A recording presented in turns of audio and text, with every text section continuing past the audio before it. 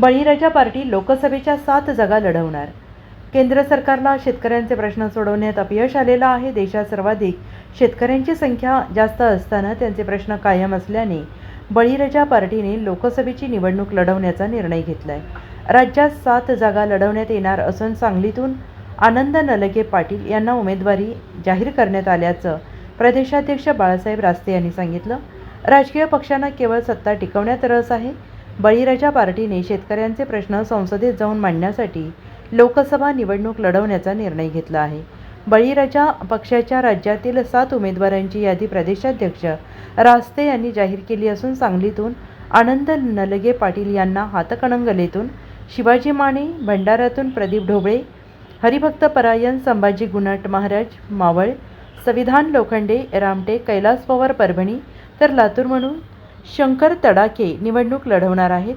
शेती, शेतकरी, तरुण बेरोजगारी, कामगार, महिलांचं शोषण या मुद्द्यावर समविचारी संघटनांच्या वतीनं ऐतिहासिक लोकसभेची निवडणूक लढवली जाईल असं प्रदेशाध्यक्ष रास्ते यांनी सांगितलं आहे। यावेळी उदय पाटील, सदाशिव कुलकर्णी, राहुल पाटील, प्रकाश शिंगाडे, शांता बागडे, आनंदराव पाटील आदी उपस्थित होते। या पक्षाच्या वतीनं संपूर्ण राज्यामध्ये आज आम्ही 7 उमेदवारांची नावं जाहीर केलेली आहेत। त्याच्यामध्ये आज प्रामुख्यानं हातकणंगले मतदारसंघामध्ये शिवाजीराव माने जे आमच्या बाजूला बसलेले आहेत ते निवडणूक लढवणार आहेत। त्यांना बळीराजा पक्षाच्या वतीनं पुरस्कृत करण्यात आले आणि पूर्ण ताकदीनं हातकणंगलेची ऐतिहासिक निवडणूक हे शिवाजीराव माने लढणार आहेत। त्याचबरोबर सांगली लोकसभा मतदारसंघामध्ये आनंदराव नालगे पाटील यांची आज उमेदवारी आम्ही इथं जाहीर केलेली आहे। बिडापिडा जाऊ दे आणि बळीचं राज्य येऊ दे, म्हणजे प्रामाणिक कष्ट करणाऱ्या माणसांचं आणि राबणाऱ्या लोकांचं राज्य इथं यायला पाहिजे।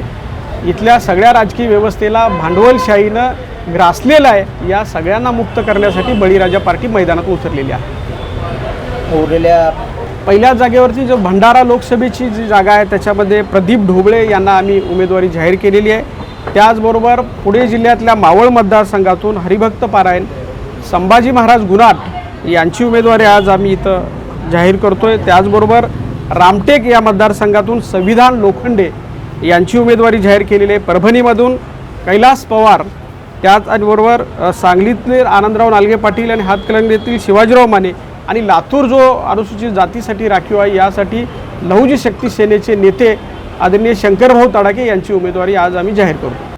Bureau report, SBN Marathi, Sangli.